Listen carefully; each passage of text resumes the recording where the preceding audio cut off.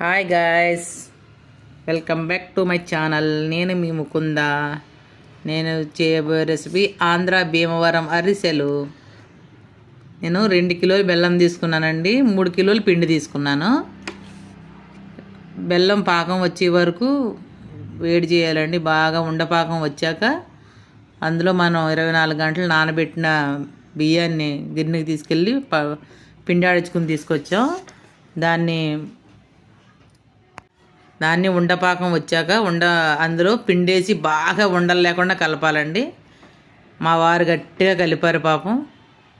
అది మంచిగా మనం కట్ చేసిన ఆయిల్ పేపర్ తీసుకుని అందులో ఒక రౌండ్గా వేసి ఒక్కొక్కటి వేస్తుంటే, నేను వేస్తుంటే, ఆయన తీస్తుంటే, మా పెద్ద పాప ఆమె శక్తి కొలది ఆయిల్ చుక్క లేకుండా నొక్కబడేసిందండి.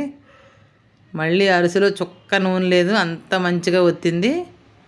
మొత్తం 2 కిలోల అరిసెలకి 70-80 వచ్చినాయండి. మంచిగా చిన్న చిన్నగా వేసాం, బాగా వచ్చినాయి. కొన్ని ఏమో నువ్వులు అరిసెలు వేసాము, కొన్ని మామూలు ప్లెయిన్ అరిసెలు వేసాం, కొన్ని నెయ్యి అరిసెలు వేసానండి పాపవాళ్ళకని. ఒక అరకిలో నెయ్యి తీసుకుని నువ్వుల్లో వేసాను. చాలా బాగా వచ్చినాయండి. మీరు కూడా ట్రై చేయండి. ఆంధ్ర భీమవరం అరిసెలు.